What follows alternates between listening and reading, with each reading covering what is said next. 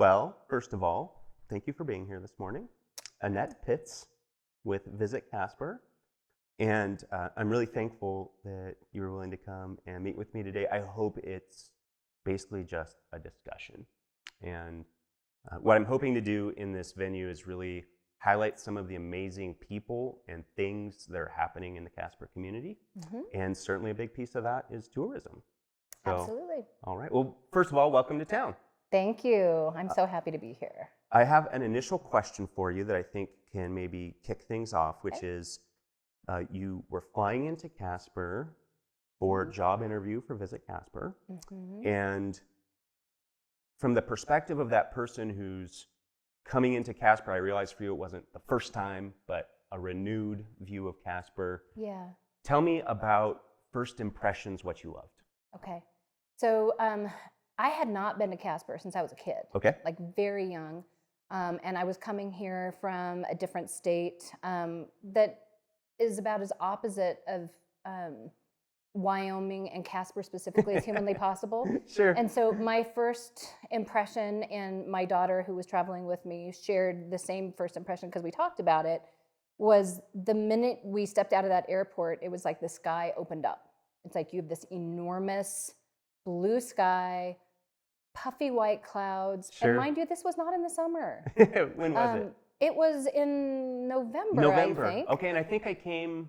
You did. So was that your first fly-in? Was that trip? It was, okay. Yeah. I came to your presentation. Speaking engagement, yeah. And it was just like everything was quiet, sunny, and open. And those were the impressions that we had. It was like peaceful.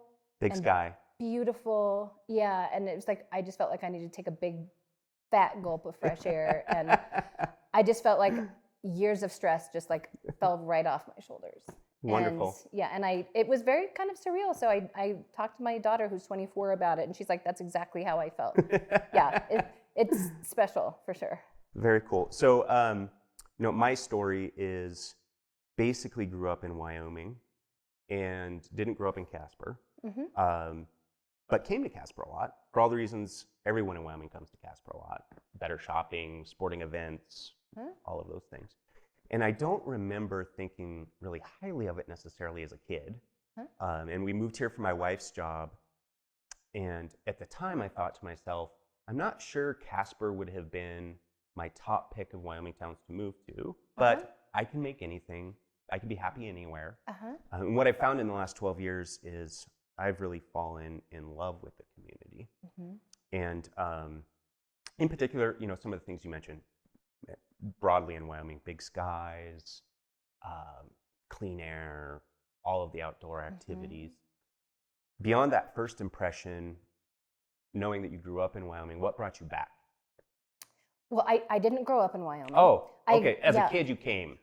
We came to visit. We have family history in the area, so we came to visit. So I just want to make sure. Okay, I don't want to mislead anybody. But repeat the question. No. What brought you? So having visited, I guess, as a child, what brought you back to Wyoming? Okay. So I am here because I got a job here. Sure. And I have actually been watching this job as an opportunity for years, just waiting for an opportunity to get my foot in the door. Okay. And so because I didn't want to just be in Wyoming, I wanted to be in Casper specifically. So it's so funny hearing your perspective because, perspective is everything, right? And what where you're standing affects where you want to go, right? Absolutely. And so when you're a young person and, nobody as a young person thinks, gosh, I just want to stay where I was. I want to go to those places that my parents took me to. Of course not. You want to do right. You want to explore the world. Exactly. You want to do something totally different. But sitting where I wanted to do something different. And I was a huge fan of the work that my predecessor, Brooke Kaufman, did years ago. And so I was watching just the stuff happening in the tourism industry in Casper. It's kind of how it started. I always knew I wanted to move back to Wyoming, period. But I didn't know that, or move to Wyoming, period. But I didn't know I wanted to go to Casper. But then when I started watching what Brooke was doing here, I started looking at the website and started looking at their social media. I'm like, this place has a lot going on. Yeah. And it doesn't have a lot of the things going on in some of the places where I had been that I didn't necessarily like. Sure. And so like my fangirl status just started ramping up, not just for the Visit Casper program and their leadership, but just the community as a whole. So And self-described fangirl of Casper.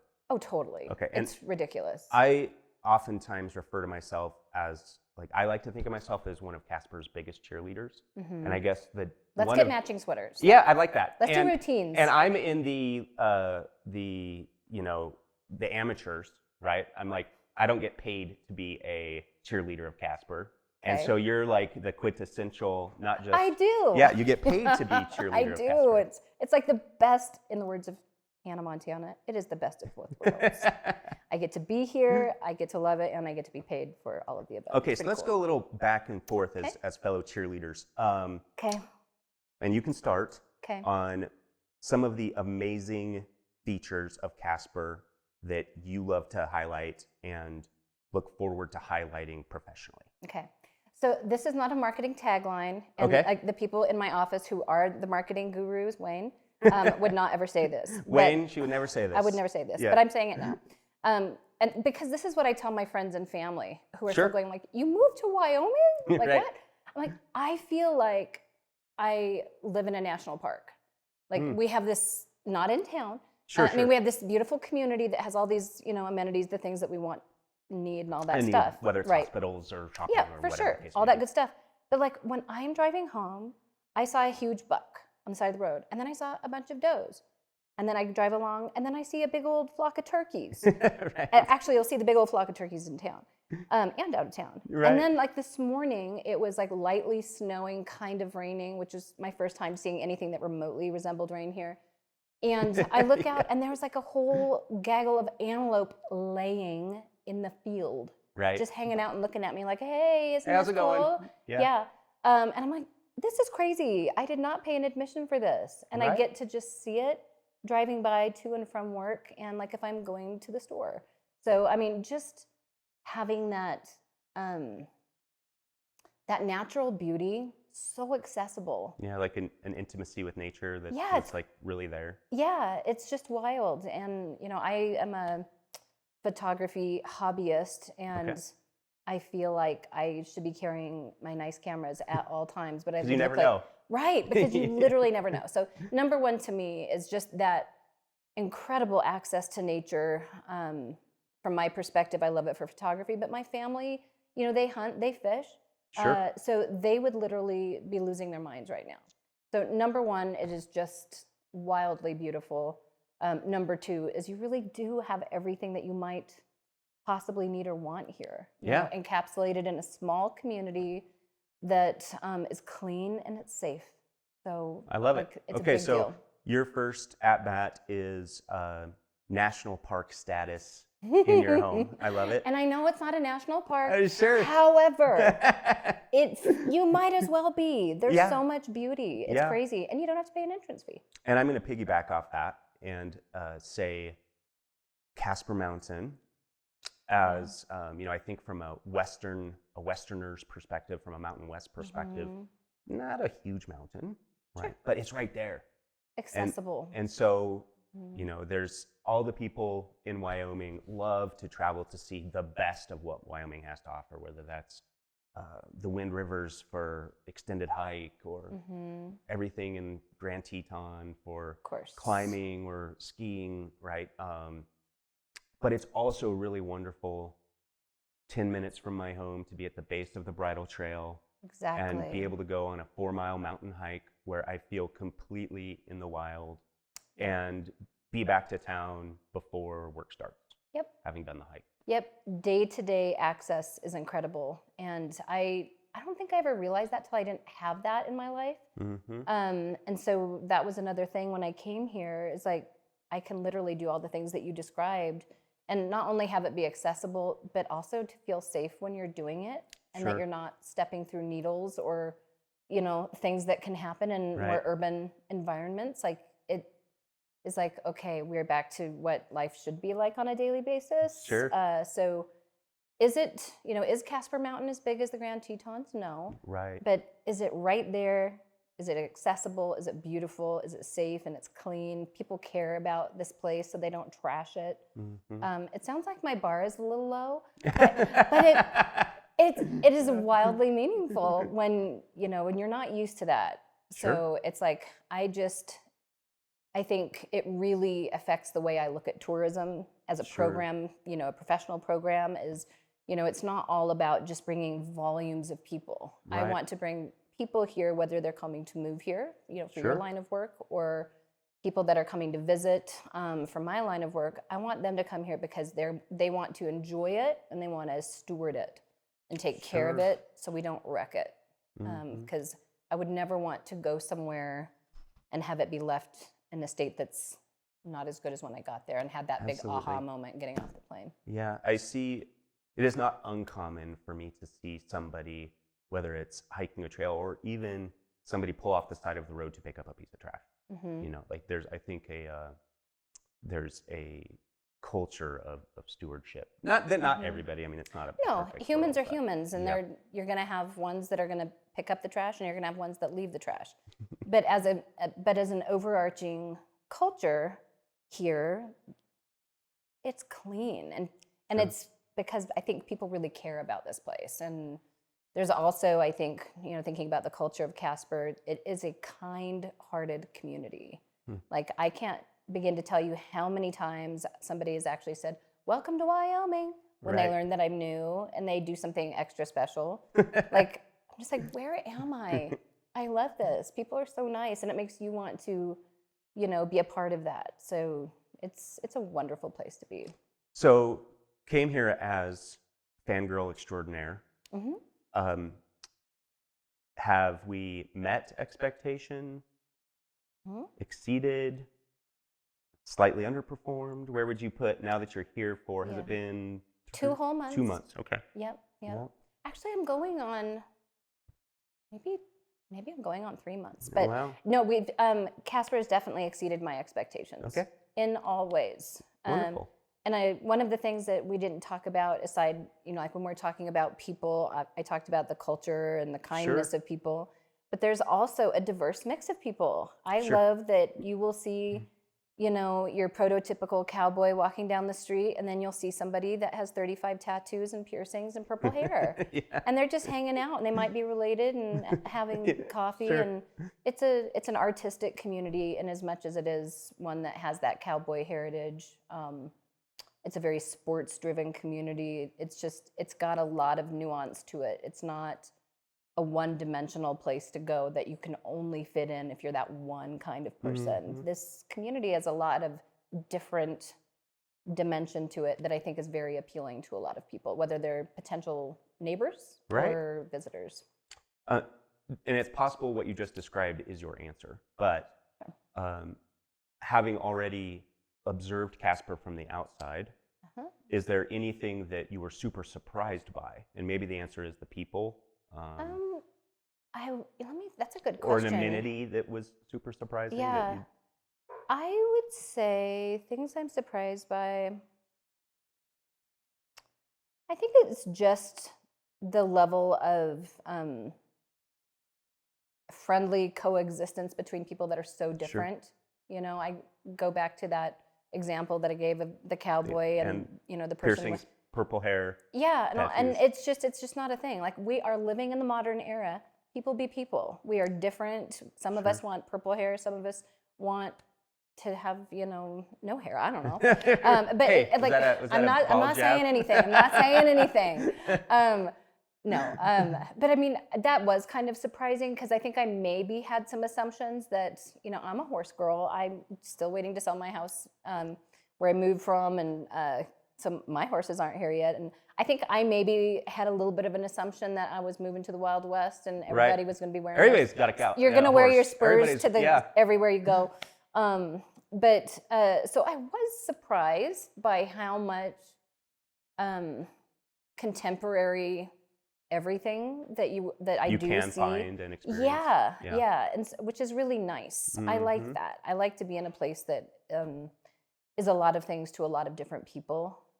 So I was surprised by that in a really, really good way. Very cool. Yeah. If you're up for it, I'd like to get into a little bit of detail around what Visit Casper is. Sure. How it's funded, its mission. So from an outsider looking in, I'm anecdotally aware that Visit Casper exists, right? Yep. I see occasional advertisements that I think are less pointed at me, right? More towards somebody who doesn't live in Casper, could be elsewhere in Wyoming, could be outside of Wyoming, generally speaking. But for the average person who maybe isn't super familiar with the operation, can you give us just like a 10,000-foot view of what Visit Casper is? Yeah.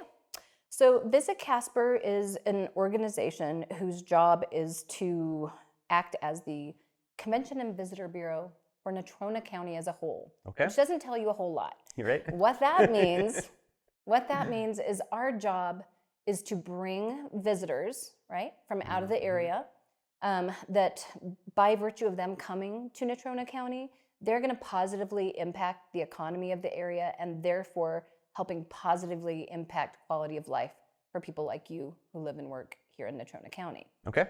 So there is a misconception, I think, when it comes to tourism organizations like Visit Casper. Like, well, their job is just to bring visitors here. It's not for me. It's actually the reverse, the way I look at it. Okay. My job is to make sure that we are making decisions that always pass the litmus test of, does this improve quality of life for people who live in Casper first? Does it improve the quality of life for people in Bar None and Mills, and all of the communities? Exactly. Yeah. If it does, then let's do it.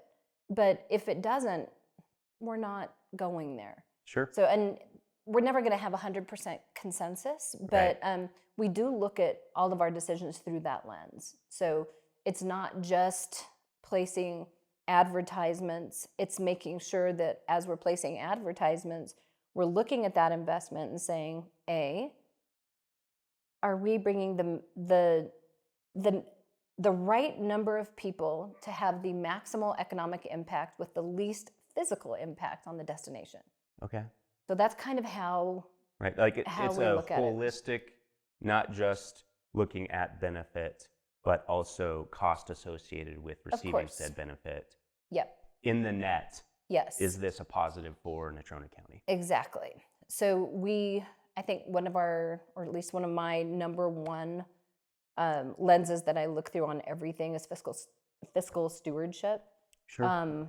We're funded through lodging tax dollars in part. Like that's the vast majority of our funding. We do have other funding streams that we generate ourselves so that we have a little more flexibility.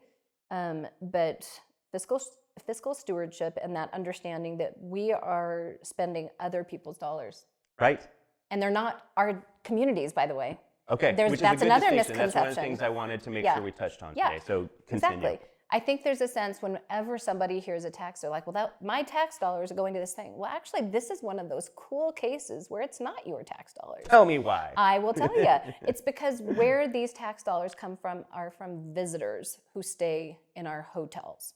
They pay a lodging tax that is then collected and passed through to us. So one of the things that I think is so important for folks to realize is that, A, where this money comes from is from out of Natrona County, by and large. You might have a random case where somebody has an in-law that comes in and you stick them in a hotel. Sorry, in-laws, we're plumb full, but we'll get you a hotel. Yeah, exactly. But that's the rare occasion. Usually these are folks By the way, in-laws, if you watch this, I'm not insinuating that you're not welcome to stay at our house. He's definitely not. Yeah. But the vast majority is folks that are coming in from outside of Natrona County. Sure. So if you think about, like, inside the county, we have a fixed set of money. And this money is circulating between stores and services and hospitals and all these things, and we're supporting one another in the county. What's special about tourism is that outside of this fixed set of money, here comes these folks, they stay in the hotels, they leave their money here, in terms of the money that they spend at the hotel, where they eat in the restaurants, where they go shopping. And the entertainment. Entertainment. We collect lodging tax. It allows us to fund our work to bring more of those folks in, to bring more of that outside new revenue, adding to our pool. And we get to benefit from it. Right. The other thing I would say that folks don't necessarily think about is when that new money comes into market from out of area, from our visitors in the form of all the things we described, they also generate sales tax. So if our lodging tax goes away, the amount of sales tax that they generate also goes away. Sure. And why that is important, aside for those private businesses, is that sales tax base is what goes to our general funds and our jurisdictional partners' bank accounts. And that pays for, if your house is on fire, when that fire truck shows up, if you need the police to come and service a thing, whatever the case may be, EMS, somebody has a heart attack, sales tax helps fund those critical essential programs for quality of life for our locals. So it's so important that we have that lodging tax, because it's not just the lodging tax, it's quality of life that's attached to it. So it's kind of complex, but that is the kind of the high level dynamic associated with that. I remember, feels like maybe about 2 years-ish ago was the last time it was on the ballot.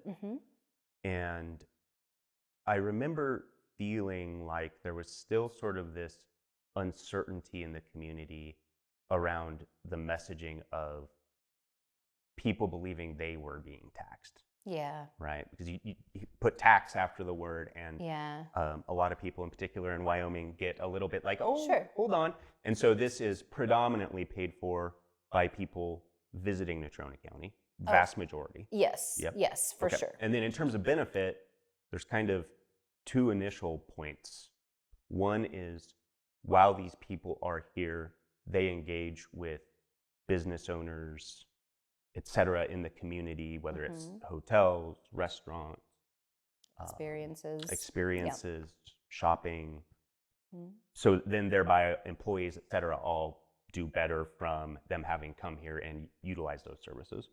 And then additionally, while using those services, they're paying the sales tax that we all pay to help with a lot of those infrastructure, core need sorts of projects that are funded through sales tax. Exactly. And so my hope is, when we go back, well before we go back on the ballot in a couple years, is I really want to spend some time engaging with the community so that they have an opportunity to understand how this actually works, and not like however folks feel and believe is fine. That is everybody's right. But I want to make sure that everybody has an opportunity to make a truly informed decision. Because I have seen communities where this went away, and there are profound negative implications on the community that they didn't know. It wasn't a principled decision based off the facts. It was misunderstandings that caused maybe somebody to vote against it, when if they'd been fully informed, maybe they would have chose to support it. Exactly. So it's just, and that takes time, because, people don't live in the world of lodging tax. Only I live in the world of lodging tax. And, people in my industry and understand that it's not about the tax. It's about what that group of people that comes here does. It's how much money they leave behind, whether it's in direct purchases of services or product. And then it's, of course, replenishing the lodging tax to get the next set of people here. And then it's, importantly, the invisible part that folks don't realize is the sales tax, which helps pay for the things that they want and that they use daily, and they don't want to pay for themselves. So let's let other people from other places pay for these things. Yeah, let's let them. Yeah, exactly. It's funny too, because only after getting a little bit engaged 2 years ago with our own lodging tax that I've started to actually pay attention to what I pay whenever I leave Casper. I used to just sign the bill on the at the hotel or wherever in Colorado or Florida or wherever we may be. I used to just sign the bill without really looking at the itemization of where everything came from. And I've been reasonably surprised to find almost across the board what somebody pays here, even with the 2% Natrona County lodging tax, is significantly less than what what I pay in taxes when I go Whoa, to yeah. Colorado or wherever. We're so cheap. We're so cheap. Okay, we're so affordable. So if We're you're so considering a trip to affordable. Wyoming, one thing that Expedia doesn't tell you is that the lodging tax here is a lot less than if you go to Colorado. Yeah. Well, and a lot of states have multiple levels. You have tax, like your lodging tax, and some states call it a bed tax, or a hot tax, hotel occupancy tax. But then you usually will have additional layers on top of that. So you'll have your $2 VAT tax, and then you'll have your 2% optional assessment, and then you'll have your additional jurisdictional assessment or taxes. And I know some destinations that will have something like, I don't know, $10, $15 of additional fees, and we're sitting here at $2. Right. And the interesting thing about that is that often in those communities, I've looked at a study, it was last year, because where I moved here from, we were considering looking at different options like this For funding. to increase funding. And we wanted to understand, if we were going to do that, does it cause your visitation to decline Interesting. because of what you're saying? Yeah. Do people... That's a logical question to ask. Yes. Okay, if you tax a thing, you make it less affordable, and thereby, is there less use of the thing because of it? Yeah. And the answer was no. Right. They already made their decision. They already made their decision to take the trip to go wherever, and then the tax is this ancillary thing. Exactly. Yeah. They've already made their decision, and the amount of revenue that was generated from that went back into replenishing A, the destination experience, and B, further being able to market to people who felt that same way. Right. So they just considered to clobber us in terms of, because they had a lot more to work with. Right. But it wasn't something that we pursued because it wasn't going to meet that question. Is this what our locals want?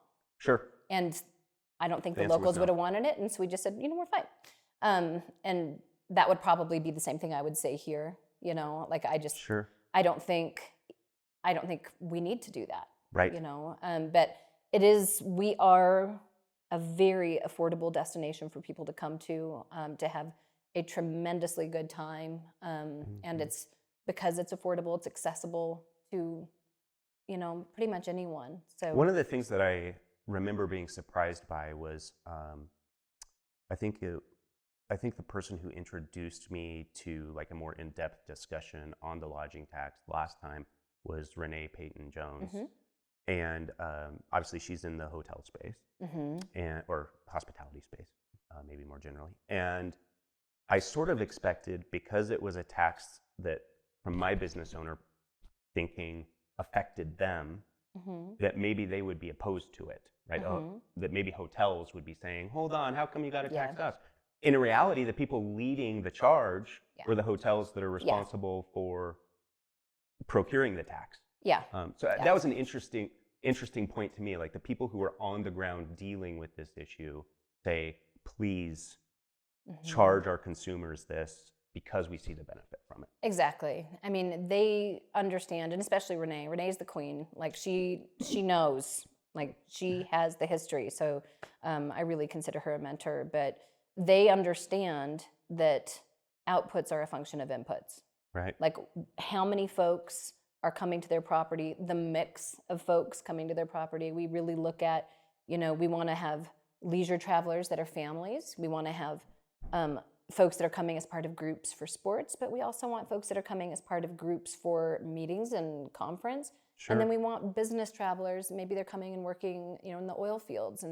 And by virtue of being able to have that tax base, it funds our work so that we can not only cast a wide net, but a strategic and diversified net that speaks to the needs of those individual properties and what they need to be successful. So it's a pretty refined model, right? But you have to have the inputs to have those outputs. Sure. And folks like Renee or Tiffany with JJM, or all these folks, they know how it works, and we really consider them key, not only partners but leaders in this process to make sure that we're on track. Well, when it comes time, because it'll be up 2 years-ish, not quite 2 years, will be the next time. If you need any help, I'd be happy to participate in spreading the word about it. So maybe we'll We'll talk more here in a little over a year-ish. Yeah. Moving more towards the future, do you have any goals or maybe projects you're excited about, or a vision for what either specific to Visit Casper or more broadly how the tourism space in Casper maybe could change? Anything that you want to share that's exciting about what you're working on or future projects that maybe you're excited about?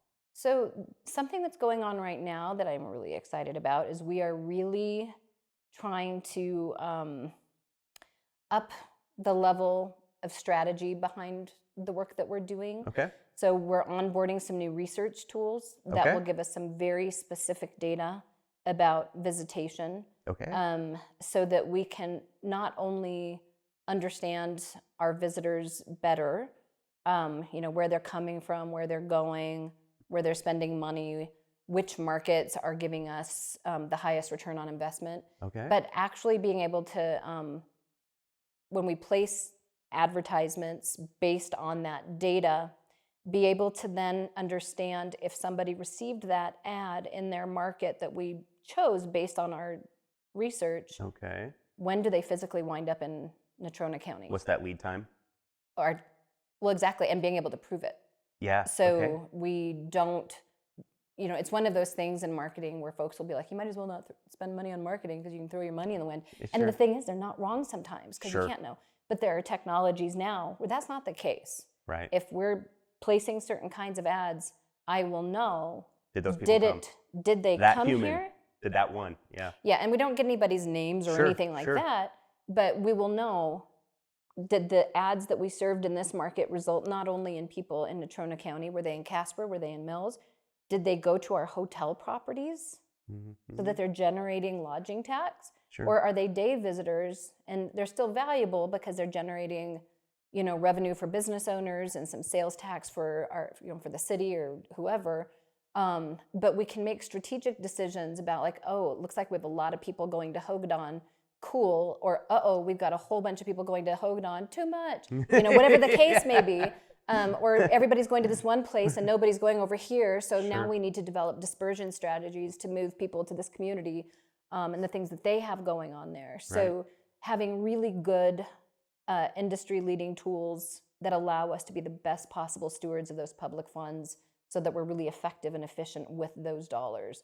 So it's not a specific, project, but it's like, I just love not wasting money. Maybe not like the sexiest of projects, but a super functional one. A super functional, yeah. And that's where I'm always gonna land. I'm always gonna, it's so funny. There's bells and whistles, and then there's I can defend it all day long. And I'm always gonna be in the I can defend it all day long, because I feel so strongly that these dollars are not my personal dollars. I have to spend them using them in a way that is going to do the work that we are charged to do. And we do fun projects. We're going to have some super cool videos coming out, Casper Stories. It's something that Wayne was working on well before I got here. It's funded through development funds from the Wyoming Office of Tourism. They're going to be, now that's the sexy project. That's the cool project. There's so many, they're beautifully done videos, and they are specifically showing, community members and their stories. It's things like that are still happening, but I, being me and boring, and I'm just like, but can we prove it? Give me numbers. I need to know it. I need to prove it. And where's my P&L? And that does become important, I think. We were talking about the likelihood of the populace voting to continue the lodging tax. And a lot of that comes down to being able to prove this works. Exactly. So that makes a lot of sense to me that would be a primary focus. I know, even I'm if not so sexy. boring. I'm so boring. But we have the people that are more interesting in our office, and that's why they're in their roles, because they have those skills. I just try to stitch all the pieces together and make sure that, ultimately our boss is not visitors. That's not who I'm answering to. I'm answering to you, to the people who live and work in Natrona County. And I just want to make sure that everything we're doing meets that litmus test. So that's my job. Everybody else does the fun, pretty stuff. And by the way, we have a lot of programming that we do specifically just for the locals of the county that isn't for visitors. Okay. We have a nonprofit, a 501c3, the 5150 fund, so be it. And it is where we pay for projects that don't meet the lodging tax litmus test. Sure. So Restaurant Week, we fully fund ourselves, which is a locals program. We did the International Film Festival. That is a locals program. We give out 5150 Festival, I think is we sponsor sponsored. that. We sponsor a profound amount of local events and activities. We give away thousands upon thousands of swag bags for events, and like we had a guy in our office yesterday, his son, I think, is going to the World Championship Lego robotics thing, which is super cool. Like, I think in Texas. That sounds like, by the way, like one of those good stories for your story project, right? Is like the Casperite who's going to the World Lego competition. Sure, right? That would be a great story. That we provide stuff for their booths to go and promote Casper, and at these things that they're not necessarily tourism, but we want to be a really good partner. And one of the things we've been talking about a lot is like, how do we articulate to the folks of the community that are used to us just always providing all of this free stuff, that this is paid for by the lodging tax in some cases, or not, like the local stuff is just paid for by us, by you, by our through other nonprofit, through other activities, and maybe it's a visitor guide ad sales or what have you. Sure. But not lodging tax. It's just us supporting the community. Lodging tax goes to a specific, legally designated statutory use, which has to be to bring people in from out of the area to replenish that lodging tax. But we make sure that we have other funds available to service specifically local programs, so that we're always giving back at the same time, but doing so appropriately. And I got to experience not just many of the events that you've discussed participation in or sponsorship of, but it was a few years ago too that Visit Casper hosted basically a startup challenge that was focused more on the entertainment space that I got to be one of the judges in. And so that was an example in my own life of like a spot where Visit Casper, even if not through the lodging tax, had allocated these dollars to help Casper. Not, it wasn't a startup challenge for people outside of of Natrona County, right? To come to Natrona County. It was for Natrona County people. Yeah, exactly. So there's definitely lots of ways that we have programming that's specifically for people who are here. Sure. And so we make sure that we are balancing all of these needs. But at the end of the day, our boss is our friends and neighbors here. So well said. I like that. Hey, our thanks. Friends and neighbors here. Yeah. We've mentioned hotels a lot. Okay. It is true that if somebody does like VRBO, any of those major, short-term rental websites, there's still lodging tax on those too, right? They don't get like a free ride there. And I believe how they do it here is like if it's Airbnb or VRBO, they're the ones who are ones who are responsible for it. So like if you're doing that here, you're personally not doing it. Sure. But you don't have something to fill out and send in. Right. It happens through the platform. That is my understanding. Okay. Yeah, and that's how it is in a lot of other states as well. Okay. Yeah, Natrona County is pretty, ahead of the game, and compared to a lot of places in the country. So, which is one of the reasons why it was on your radar. Yeah, I know. For you as a person, I know you've only been here at this point a few months, but outside of really delving into everything that is Visit Casper, is there something here that you've found that you weren't expecting that you really enjoyed doing? How do you spend your not much free time? Yeah. I swear every single weekend I'm getting in my car and I'm driving somewhere in the county and just going out on foot and getting a little bit of exercise, taking photos, and shocked by the natural beauty and the history that are like really so intertwined here. So I've found that I have like a lot of family history that came through this area, like during the Oregon Trail days, I went out to Independence Rock and I was like, yep, I'm pretty sure my family came through here. I had my daughter like getting on Ancestry and she's like, oh yeah. I'm like, this is crazy. Went out and did the little hike out at Martin's Cove and Devil's Gate. I think about that for a Devil's second. Gate. Yep. And so those are just a couple examples. Like I love to just go out and try to get some exercise, get some fresh air, and I swear every time there's some crazy historical, like really relevant historical activity that took place, and it's all interwoven here. Yeah. And so I think Casper played such a crazy important role in the history of our country that you can get like as hands-on as you can get without even meaning to. Like you walk right into it and you're like. And it's also accessible. It's incredibly accessible. Yeah. That's incredibly one of the things accessible. Even in the middle of winter in Wyoming. For sure. I was shocked. I'm like, I can still do this. This is so cool. Yeah. It's one thing that I've noticed in particular from people who visit or move here from outside of the Mountain West, in particular east of the Mississippi, is a lot of people will come here, and when I first meet with them, or if I'm talking to them on the phone before they come actually out to visit, a lot of people have in their minds that they need to own a decent sized parcel. And a lot of the times that comes down to, they want to be able to enjoy some open space. And so many people come from an area where, because everything is private, the only way to have that is if you own it. Right? So they come here thinking, I need 5 acres or I need 10 acres because I need the space. Without realizing necessarily that 5 minutes or 10 minutes from where you live, there's millions of acres that are accessible to you. So you can have that space without having to be the person that owns it.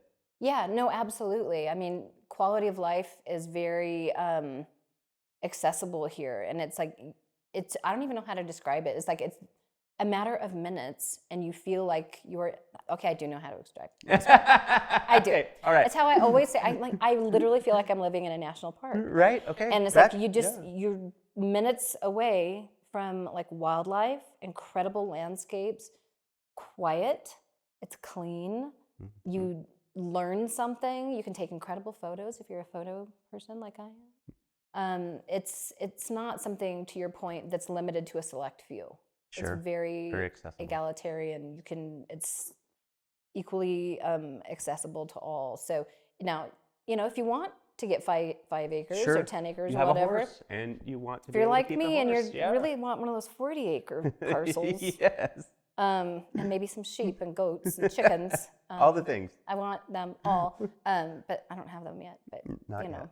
Stay Forthcoming. tuned. Oh, it's going to happen. How many horses do you have? I only have 2 right now. 2. Okay. Yeah. My plan is to change that. Fair I would enough. like to double my horse numbers. Okay. I would like to get some sheep. I would like a dairy goat and some chickens. It sounds like a great plan. A little homestead. And you mentioned your daughter came with you on the visit. Yes. Is your daughter planning to maybe come this way? Oh, she's also? coming out. Okay. She's going to move here too. She's move here, not just visit. Oh, no, she's moving here. Now, I have a son too. He's not going to be moving out.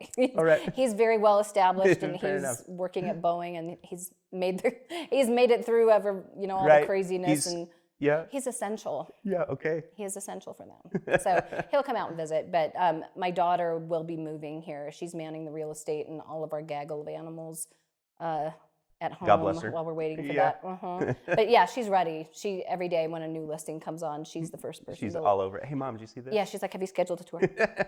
Have you scheduled a tour? Yeah.